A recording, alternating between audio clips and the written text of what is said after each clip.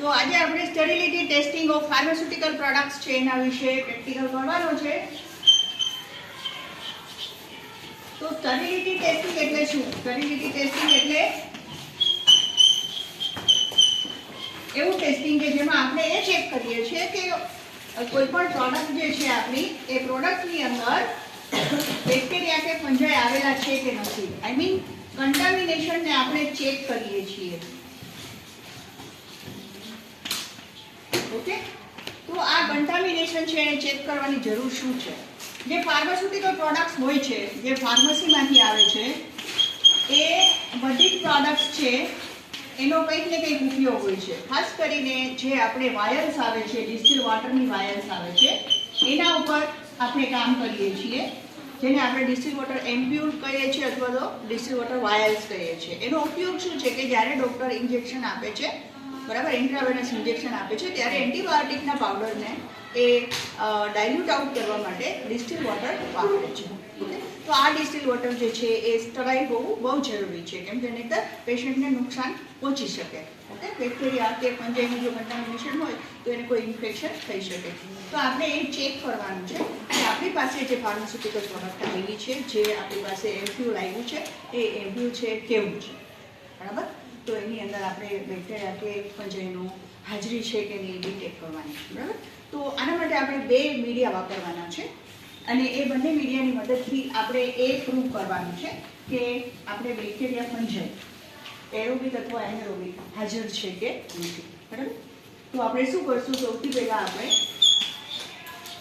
Soybean કેઝિન growth લેશું. આ media છે એ બાળકો બેક્ટેરિયા માટે વપરાય છે અને આપણે અહીંયા આને આપણે ફંજાઈ માટે પણ વાપરી શકીએ છીએ. તો ફંજાઈ અને બેક્ટેરિયા બંને માટે આ મીડિયમ આપણે વાપરી શકીએ છીએ, બરાબર.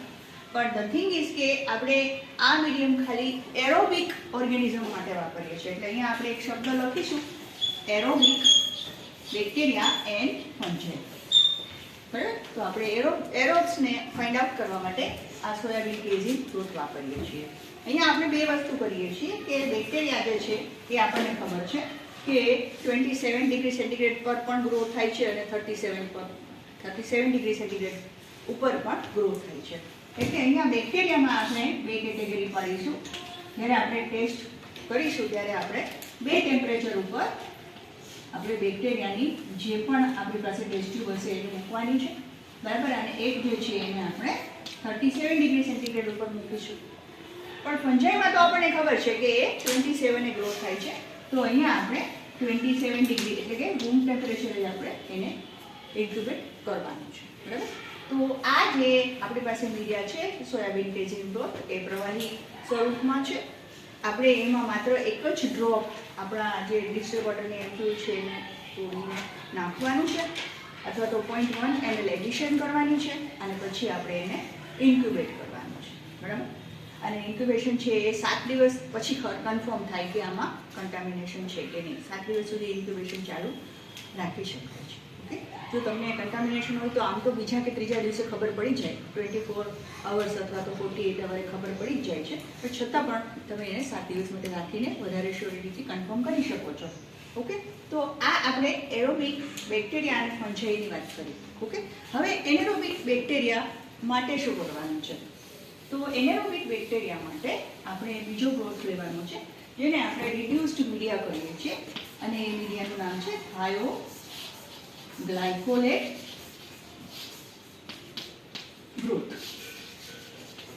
આ ઓલરેડી પ્રી રિડ્યુસ્ડ મીડિયા છે એટલે કે